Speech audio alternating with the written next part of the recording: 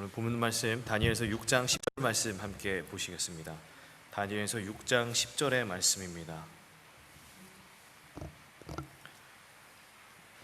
오늘 다니엘 6장 10절 말씀 제가 봉독하겠습니다. 다니엘이 이 주소에 왕이 도장이 찍힌 것을 알고도 자기 집에 돌아가서는 윗방에 올라가 예루살렘으로 향한 창문을 열고 전에 하던 대로 하루 3번씩 무릎을 꿇고 기도하며 그의 하나님께 감사하였더라. 성도 여러분 안녕하셨습니까? 네, 오늘 여러분들 다시 2주 동안 제가 한국에 있었고요. 3주 만에 다시 이 새 안식일 만에 뵀는데요. 역시 집이 좋은 것 같습니다. 네. 참 한국에서 여러분들이 기도해 주시고 염려해 주신 덕분에 한국에서 해야 했던 모든 일들을 잘 마치고 돌아왔습니다. 돌아와서 또 우리 교회에 참석해 보니까 너무나 행복한 것 같아요. 네. 다른 교회 손님으로 가는 것보다 역시 내 교회 내가 함께 예배를 드리던 사람들과 함께 예배를 드리는 것이 너무나 행복하고 또 소중한 시간이었음을 다시 한번 깨닫게 되는 그런 시간이었습니다. 오늘 또 특별히 우리 박병규 청년이 귀한 특상을 해줬는데요. 우리 하나님께서 언제나 우리를 사랑하시는 그 사랑의 마음을 우리에게 잘 들려준 것 같습니다. 오늘 이 마음에 하나님의 마음을 우리가 깊이 깨닫는 또 이 안식일 되기를 기도합니다. 오늘은 우리에게 이제 매우 익숙한 한 이야기, 성경 이야기를 통해서 우리의 받은 바 은혜를 좀 나누려고 합니다. 오늘 이야기의 주인공은 여러분이 다 예상하는 것처럼 누굴까요? 다니엘입니다. 다니엘은 어떤 사람이었냐면 아주 어린 시절에 그 유대 나라에 살다가 바벨론의 포로로 끌려간 사람이었습니다. 그러나 바벨론의 포로로 끌려가서도 하나님의 인도하심 덕분에 계속해서 높은 관직을 얻었던 그러한 사람이었죠. 여러분 아시는 것처럼 다니엘이 처음 포로로 잡혀왔을 때 다니엘을 포로로 끌고 왔던 이 나라는 바벨론이라고 하는 나라였습니다. 그런데 시간이 흘러서 이제 바벨론이라고 하는 나라도 망하고 또 그 나라에 메데 페르시아라고 하는 새로운 나라가 세워지게 되었습니다. 그리고 계속해서 왕들은 계속 바뀌어 갔어요. 이처럼 나라가 바뀌고 왕이 바뀌면서 정말 온 세상에 역동적으로 변하는 시기에 이 다니엘이 있었던 것입니다. 그런데 이렇게 세상의 모든 것들이 이 왕이 바뀌고 나라가 바뀌는 그러한 세상의 모든 것이 바뀌는 그 상황이었지만 유일하게 바뀌지 않는 한 가지가 있었어요. 그것이 무엇이었냐면 바로 이 하나님의 능력을 입은 다니엘의 실력이었습니다. 나라를 다스리고 나라의 질서를 확립하는 그의 정치 능력만큼은 나라가 바뀌어도 왕이 바뀌어도 변하지가 않는 것입니다.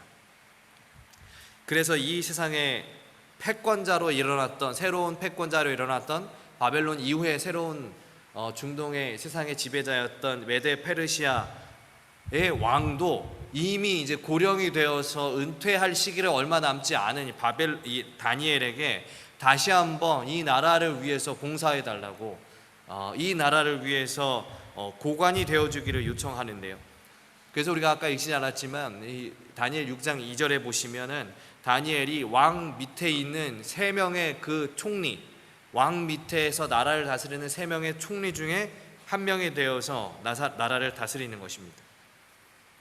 그런데 우리가 가만히 생각해 보면 이제 새롭게 나라를 이끌어가는 왕과 그 새로운 나라에는 이 다니엘의 어떤 정치적인 실력, 이런 능력이 필요하겠지만 여러분, 이 새로운 나라의 신하들은 어떨까요?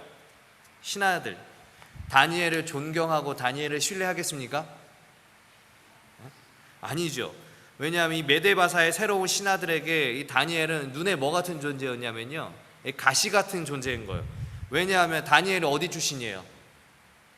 무슨 출신이에요? 출신이 포로예요. 이미 망한 나라, 이 나라가 세워지기도 전에 훨씬 이 망한 나라의 포로 출신입니다. 그리고 그 다니엘을 포로로 잡아왔던 나라도 어떻게 됐어요? 이미 이 메데 페르시아에서 멸망당했어요.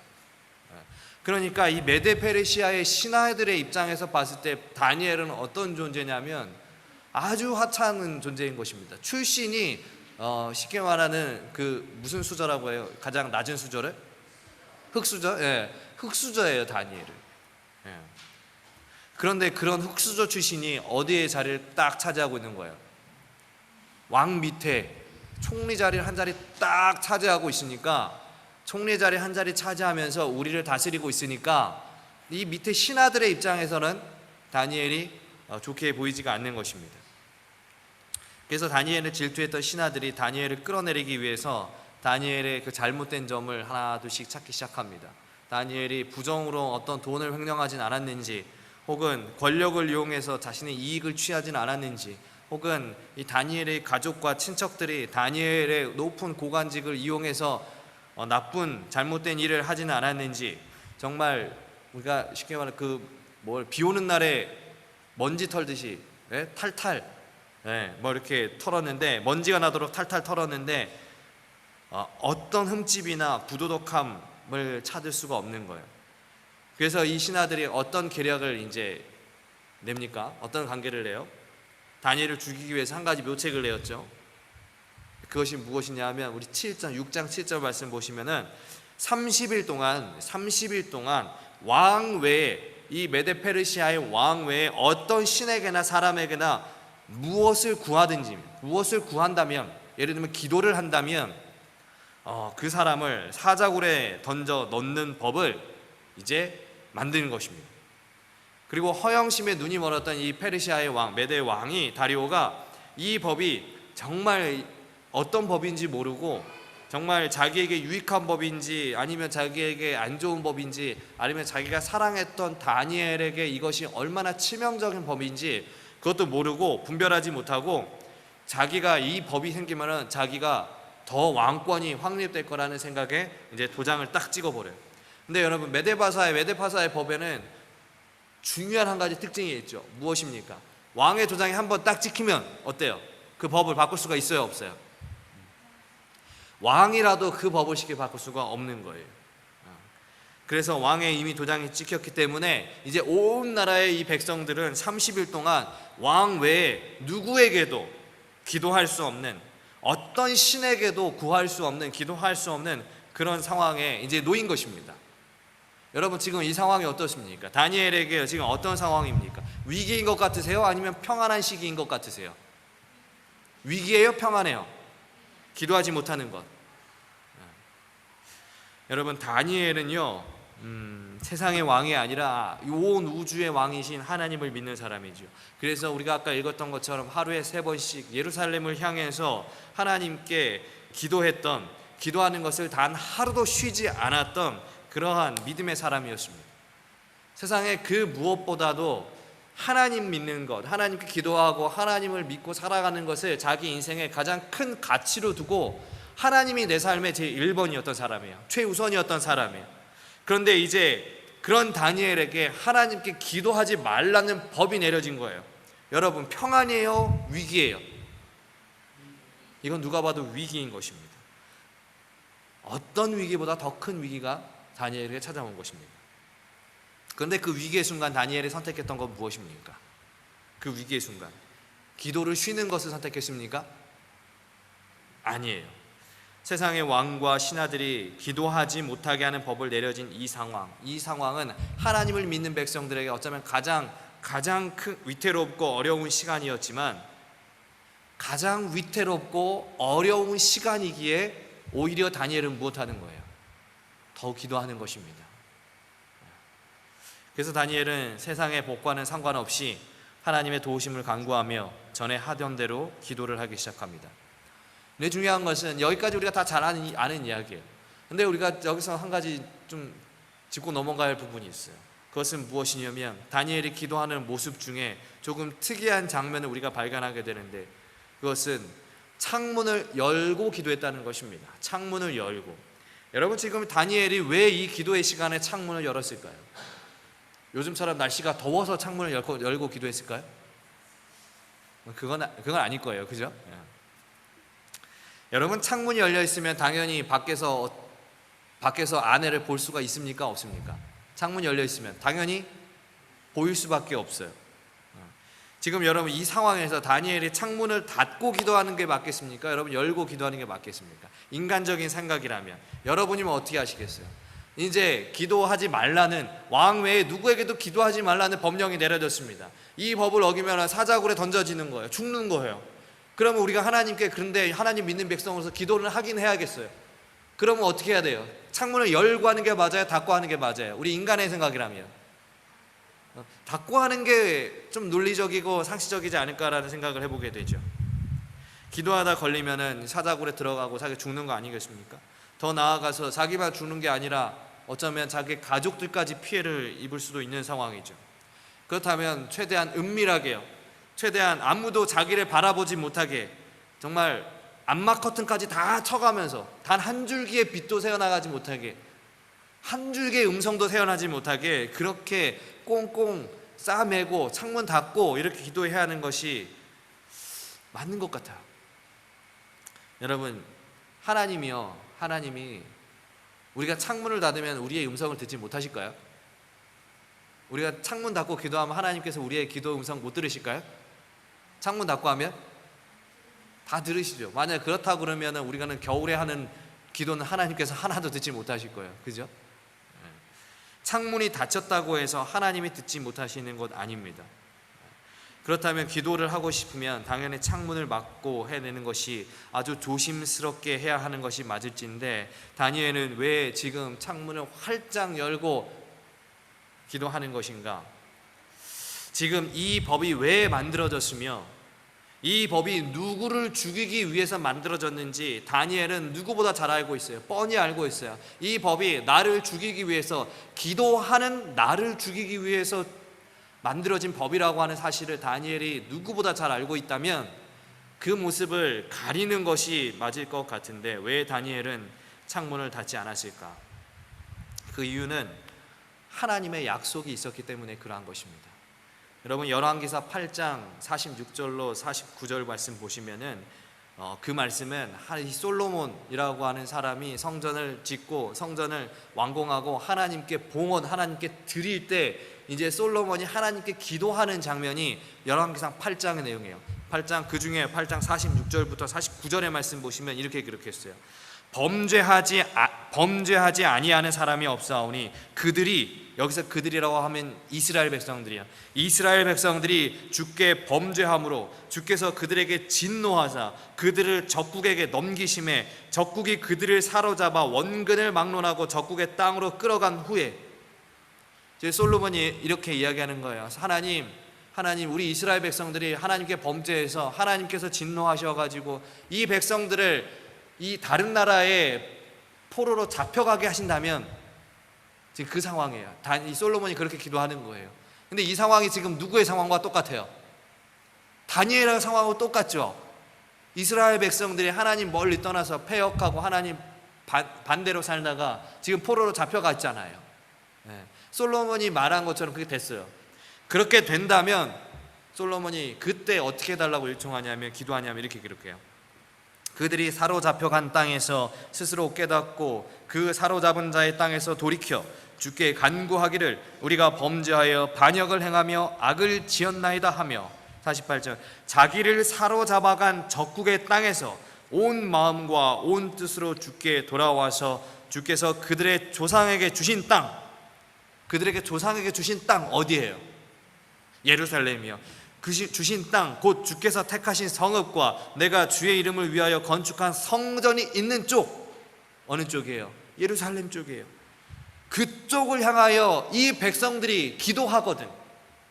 주는 계신 곳 하늘에서 그들의 기도와 간구를 들으시고 그들의 일을 돌아보시며, 이게 솔로몬이, 다니엘이 지금 포로로 잡혀가기 한 300년 전쯤에 성전 완공한 다음에 하나님께 기도하는 거예요. 하나님, 우리 믿는 이스라엘 백성들이 패역해서 포로로 혹시 잡혀가거든, 이 백성들이 잡혀간 그 땅에서 하나님께 회개하고 우리가 잘못했음을 반성하고 다시 돌이켜서 이 예루살렘 성전이 있는 쪽으로 그들이 기도하거든, 그때 이 백성들을 돌아봐 달라고 이제 솔로몬이 그렇게 기도를 하는 것입니다.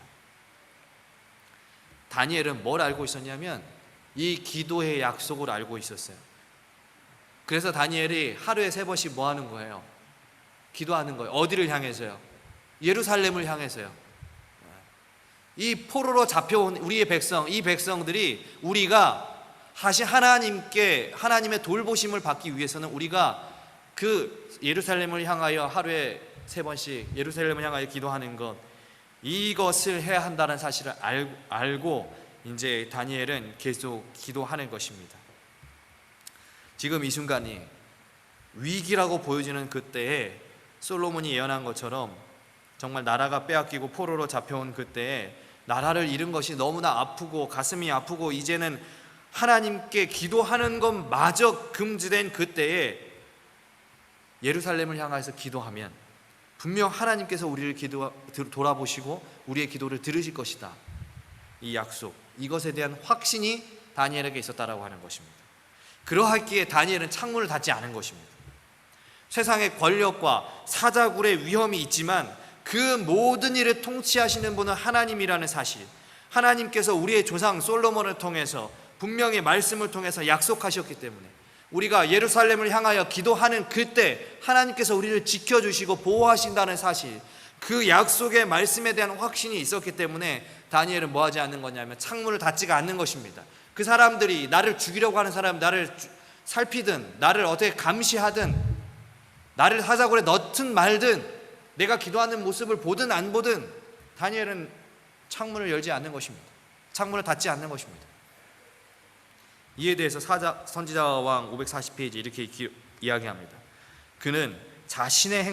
다니엘은 자신의 행동을 감추려고 노력하지 아니하였다. 그가 하나님께 충성하는 결과가 어떻게 될지 잘 알고 있으면서도 동요하지 않았다. 그를 멸하려고 음모를 꾸미고 있는 자들 앞에서 다니엘은 하늘과 자기의 관계가 단절된 것처럼 보이는 것조차 허락하지 아니하였다. 오늘 선지자가 우리에게 이야기합니다. 다니엘을 멸하려고 다니엘을 죽이려고 음모를 꾸미는 자들 앞에서 다니엘은 하늘과 자기의 관계가 단절된 것처럼 보이는 것조차 허락하지 않았다. 나를 죽이려고 달려드는 원수들 앞에서, 나를 24시간 감시하는 그 원수들 앞에서요, 위기라고 시련의 때라고 하나님을 내려놓는 모습을 보이고 싶지 않았다라고 하는 것입니다. 내 원수들 앞에서 아주 작은 틈조차 주지 않으려고 했다는 거예요. 아주 작은 틈조차, 하나님과 나와의 그 관계가 벌어졌다는 아주 작은 틈조차 보여주고 싶지 않았던 거예요. 그래서 오히려 다니엘은 창문을 어떻게 하는 거예요? 오히려 활짝 열고, 너네가 나를 죽이려고 해도 난 하나님께 기도한다. 내가 믿는 하나님께서 나를 지키시고 나를 인도하시고, 너네는 세상의 법을 그렇게 만들지만 나를 죽이기 위해서 하나님께 기도하는 사람을 위해서 그런 법을 만들었지만, 그럼에도 불구하고 그 위에 계신, 그 법 위에 계신, 세상의 왕 위에 계신 하나님께서 나를 지킬 것이다.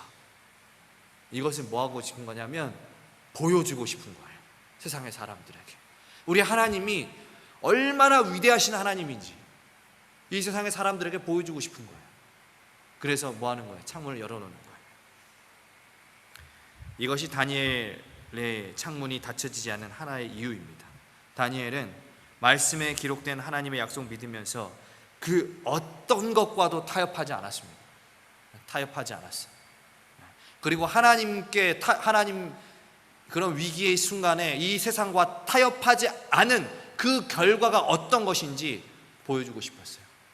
하나님을 믿는 사람이란, 신앙을 하는 사람이란 힘들고 어렵다고 해서 그것을 포기해버리고 놓아버리고 타협하는 사람이 아니라 힘들고 어려울 때 더 하나님과 밀접하게 살아가는 사람이라는 사실을, 그런 사람이 신앙인이라는 사실을 다니엘을 보여주고 싶었던 거예요. 30일만 기도하면, 30일만 문 닫고 기도하면 되겠지, 30일만 기도를 쉬고 다음부터 더 열심히 해야지, 이렇게 생각하지 않았다는 거예요. 다니엘의 그 긴 인생 속에서 30일이라고 하는 시간이 어쩌면 적으면 적다라고 말할 수도 있겠어요. 그러나 다니엘은 그 작은 틈을 통하여, 그 30일의 타협의 시간을 통해서 사단이 자기의 신앙 가운데 내 인생에 큰 공격을 할 것을 알았기에 그 어떤 틈도 허락하지 않았다라고 하는 것입니다. 여러분, 오늘 우리의 믿음이 이러한 믿음이 되어야 합니다. 우리의 믿음에 어떠한 틈이 없어야 돼요. 틈이 없어야 돼요. 어떤 세상과 타협하는 그런 틈이 있어서는 안 돼요. 그 어떠한 일이 있더라 할지라도. 제가 고등학교를 삼육고등학교를 나왔어요. 원주 삼육고등학교를 나왔어요. 원주 삼육고등학교는 다른 학교의 삼육고등학교에 비해서 비교적 교인 수가 적었어요. 그래서 저희 학년에 한 20명 이렇게 저희 학년에요. 120명 정도 되는데 그 중에 한 20명, 30명 정도만 교인이었던 것 같아요. 그런데 그렇게 좀 부족한 교인들이었지만 그 가운데 정말 열심히 신앙하는 친구들이 있었어요. 그에 비해서 저는 고등학교 때 그 모습 보면 아주 부끄러울 정도로 정말 훨씬 열심히 신앙하던 친구들, 찬양 열심히 하고 자기들끼리 기도반 모여가지고 스스로 기도반 만들어서 점심시간에마다 기도하는 친구들, 그런 친구들이 막 있었어요. 저는 거기에 이제 끼지도 못하는 그런 아주 신앙이 잘 어떤 면에서는 볼품없는 그런 사람이었는데, 그렇게 안식일이 되면 찬양대 활동하고 종교동아리 활동하고 점심마다 기도하고 그런 친구들이 지금 어느덧 이제 학교 졸업하고 한 20여 년의 시간이 지났는데, 제가 이번에 한국 가서 그 같이 목회하는 고등학교 친구 목사님이랑 같이 이제 시간을 좀 보냈거든요. 그 교회 가서 설교하고 그랬는데, 지나가다가 얘기하다가 이제 우리 동창 중에 교회에 다니는 애가 누가 있냐 한번 살펴봤는데 보니까 거의 없어요. 목회하는 사람 저하고 그 친구하고 또 그 사모하는 친구하고 외에는 거의 없어요. 지금 너무나 안타까운 현실인 것입니다. 정말 신앙이 좋았던 친구들이거든요. 근데 그 친구들이 대학을 진학하고 그 가운데서 하나 둘씩 신앙을 대학 진학하면서 타협하기 시작하면서, 이제 그 친구들을 이제 가끔 만나면은 그래도 이제 가끔 이제 동창회라고 하는 것을 하거든요.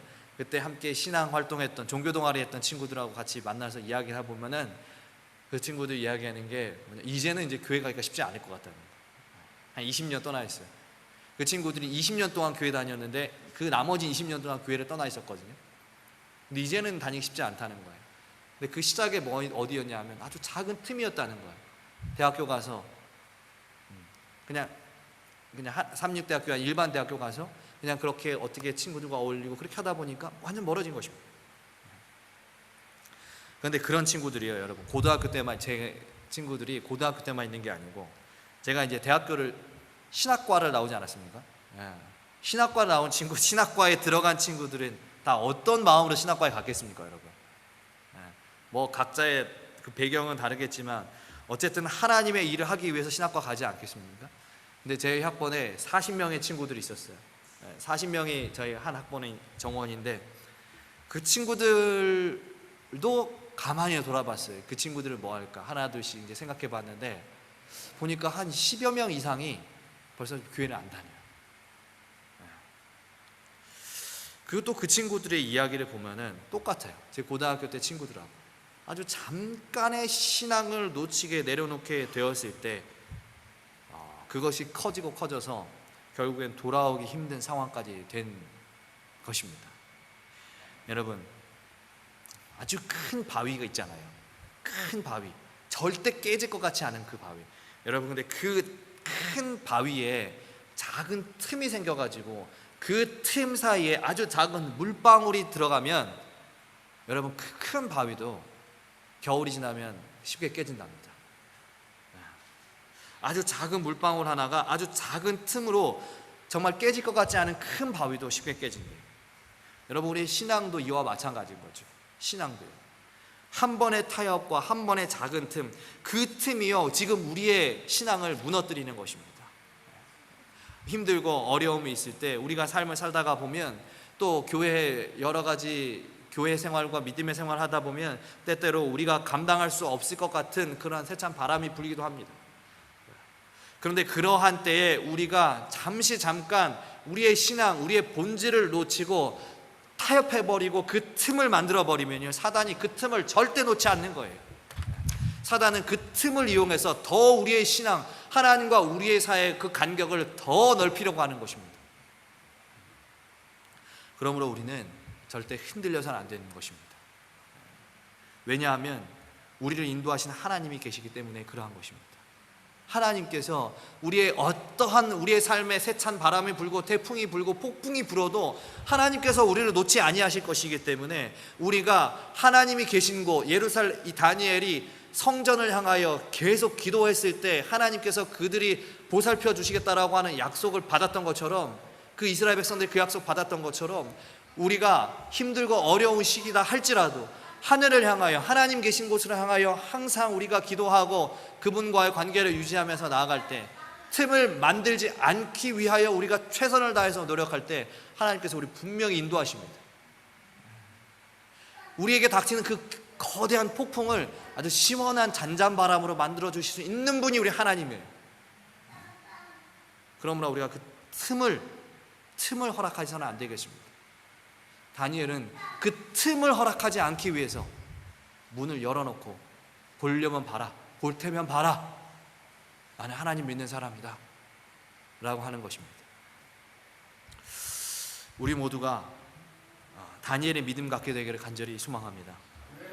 우리의 삶의 위기라고 보여지는 이때에 작은 틈조차 허락하지 않기 위하여 더 열심히, 더 간절히 기도했던 그의 믿음의 이야기가 여러분 오늘 우리의 이야기가 되기를 기도합니다. 오늘 우리는 열린 창문으로 보여주었던 이 다니엘의 신앙에 대한 이야기를 나누고 있습니다.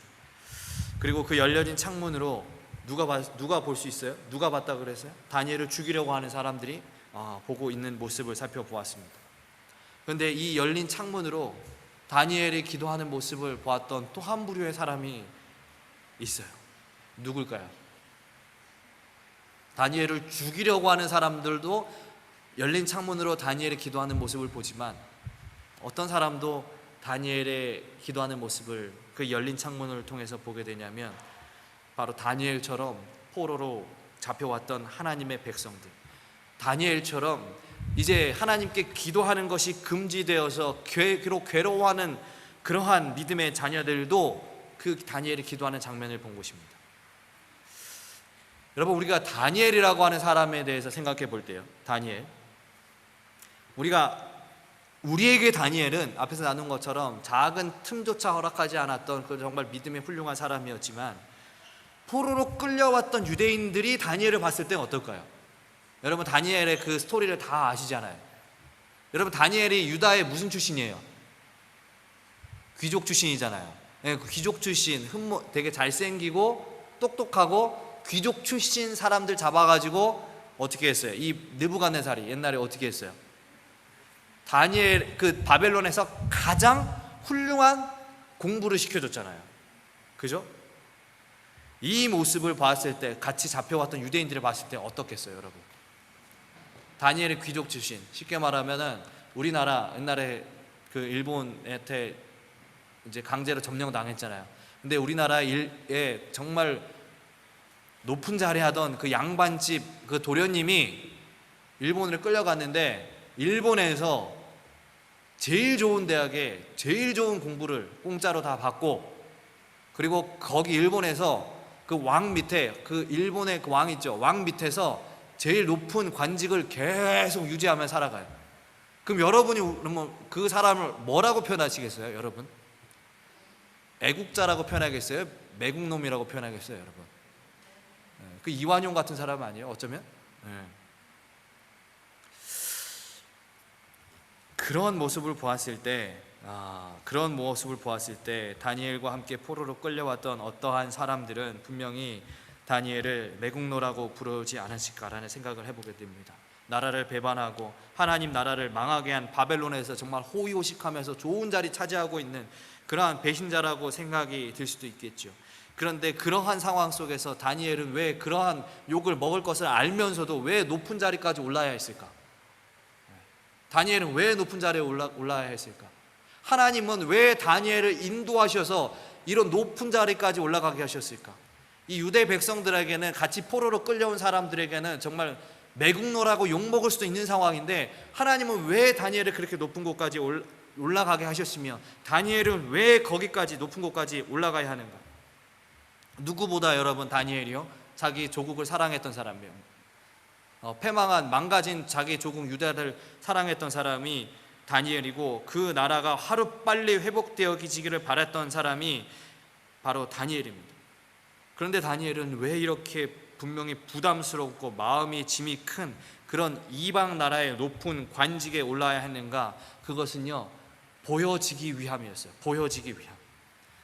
첫 번째 보여짐은 앞서 살펴본 것처럼 이방 나라 사람들에게 하나님이 어떠한 분인지 보여지게 하기 위하여 다니엘은 높은 관직에 올랐어야 했습니다. 그래서 다니엘의 그 삶의 그 증거를 통해서 누가 구원받았어요? 바벨론의 왕이요 느부갓네살이 구원받는 역사가 일어나는 것입니다. 이것이 첫 번째 보여짐입니다. 또 한 번의 보여짐은 누구를 위함이냐면 나라를 잃고 절망과 포기 속에 살아가는 하나님의 백성들에게 보여져야 됐던 거예요. 하나님께 기도하지 못하는 법이 온 이 메대 바사에 내려졌을 때 포로로 잡혀왔던 하나님의 자녀들은 어떤 생각이 있냐면 이제는 끝이다. 포로의 신분, 나라를 잃고 고향을 잃고 언제쯤 돌아갈 수 있을까? 어떻게 돌아갈 수 있을까? 그 보이지 않는 희미한 소망, 그 보이지 않는 아주 안개가 자욱히 낀 것 같은 그러한 희미한 소망만 가지고 살아갔던 이 무기력한 사람들에게 여러분 가장 유일한 희망이 누구였냐면 하나님이었어요. 그런데 이제 유일하게 하나님께 의지했었는데 뭐 하지 말래요? 하나님께 기도하지 말라는 것입니다. 아무런 희망도 없고 소망도 없고 그냥 하루하루 아무런 낙도 없이 살아가는 이 백성들, 언제쯤 돌아갈 수 있을까? 이렇게 고민하면서 기도하는 하나님께서 어서 우리를 데려가 주시기를, 고향으로 데려가 주시기를 기도하던 그 백성들에게 이제 기도하지 말라는 법이 생겼어요. 이 법은요 사형 선고와 같은 것입니다. 이제 우리는 아무것도 할 수 없음을, 이제 포기해야 함을, 모든 것을 내려놔야 함을, 마지막 희망마저 사라지는 그 법이 바로 하나님께 기도하지 못하게 하는 법이었어요.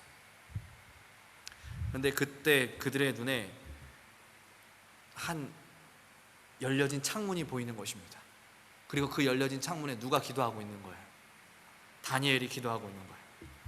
모든 것이 이제 끝이 났다고 생각되는 그 순간에, 모든 것을 이제 포기해야 한다라고 생각했던 그 순간에 끝까지 믿음을 포기하지 않고 약속된 하나님의 말씀을 의지하면서 예루살렘을 향하여 창문을 열고 기도하는 한 사람의 모습을 보게 된 것입니다. 그 사람이 바로 다니엘이에요.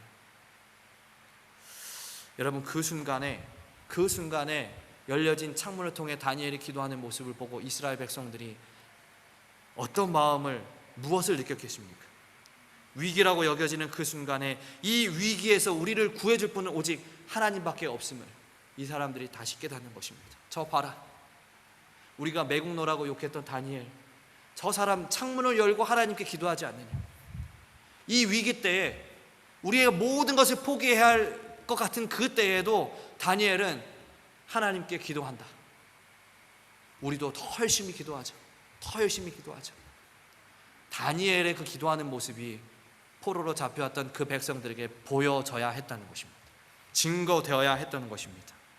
왜냐하면 그 보여짐을 통해서 그 백성들을 다시 한번 용기를 얻고 다시 한번 소망을 얻고 하나님께서 우리에게 약속하셨던 말씀, 예루살렘을 향하여 기도할 때 우리를 다시 데리고 가시겠다는 그 약속의 말씀 잊지 않고 다시 한번 위로와 용기 속에서 끝까지 기도하게 하기 위해서 다니엘의 창문은 닫혀지면 안 되었다라고 하는 것입니다. 모든 것을 포기해야 하는 이제 절망 가운데 있는 그 백성들에게 다니엘은 용기가 되고 하나님께 더 붙들려지는 삶을 살아야 한다는 것을 알려주기 위해서 다니엘의 창문을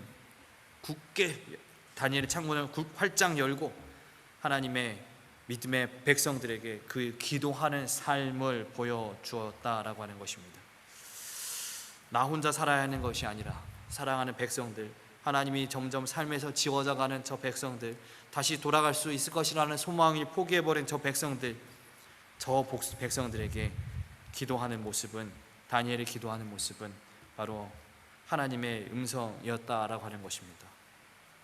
오늘날 우리는 다니엘과 같은 하나님을 믿고 살아갑니다. 그리고 다니엘과 같은 신앙을 하면서 세상을 살아가죠. 그런데 오늘 우리는 이 세상에 무엇을 보여주고 있습니까? 이 위기의 때에, 어려움의 때에 우리는 이 세상에 어떠한 신앙의 모습으로 살아가고 있나요?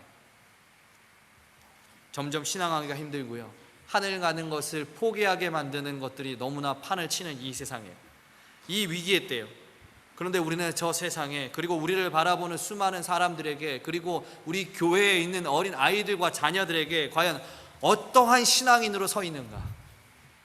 다니엘처럼 그 위기의 때에 기도하는, 하나님과의 관계를 더 돈독히 맺고 기도하는 자의 그러한 모습으로 서 있는가? 아니면 힘들고 어렵다고 해서 포기해버리는 그러한 신앙의 모습으로, 신앙인의 모습으로 우리가 서 있는가? 어떠한 모습으로 우리는 비춰지고 있으며 어떠한 삶을 세상에 증거하고 있는가? 우리는 고민하지 않을 수 없고 우리는 우리의 삶을 돌아보지 않을 수가 없는 것입니다. 이제 여기에 계신 모든 성도님들, 저를 포함한 모든 성도님들이 이 소망의 끈이 끊어질지라도, 하늘과의 소망의 끈이 끊어질지라도, 모든 희망이 짙은 안개 속에서 가려진다 할지라도 끝까지 포기하지 않는 그러한 신앙인으로 이 세상에 비춰지고 증거되기를 간절히 기도합니다. 우리의 자녀들에게, 우리 어린 아이들에게, 우리를 바라보는 수없이 많은 신앙인들에게, 사람들에게, 세상의 사람들에게 힘들고 어려워도 하나님께 기도할 수 있는 자의 모습으로 보여지기를 간절히 기도합니다. 그렇게 우리가 기도로 승리하는 모습을 보여줄 때 우리의 모습을 보고, 그 모습을 보고 많은 사람들이 용기를 얻고 외로를 얻고 힘을 얻고 기도하는 것을 쉬었던 그 사람들이 다시 하나님 앞에 나아갈 수가 있을 것입니다. 오늘 이 시간에 우리는 이 다니엘 집의 열린 창문을 통해서, 열려진 창문을 통해서 기도하는 다니엘의 모습 통해서 우리가 알아야 할 것을 배웠습니다. 다니엘은 철저하게 보여지는 신앙을 했던 사람입니다. 보여주는 것만을 했던 신앙인이 아니라 이방 나라에 하나님을 보여주고 하나님을 잃어버릴 위기에 놓인 사람들에게 하나님을 증거하는 그러한 삶의 증거가 있는 신앙인이었다라고 하는 것입니다. 겉으로 보여지는 신앙인이 아니고 삶으로 보여지는 그런 증거하는 신앙인이었다라고 하는 것입니다. 이제 오늘 우리의 모습이 이 다니엘과 같은 모습이 되어서 우리의 모습 통해 누군가가 하나님을 발견하고 또 누군가가 하나님께 돌아오는 역사가 일어나기를, 또한 그 역사가 우리 교회에 가득하기를 바라면서 오늘 말씀 마칩니다.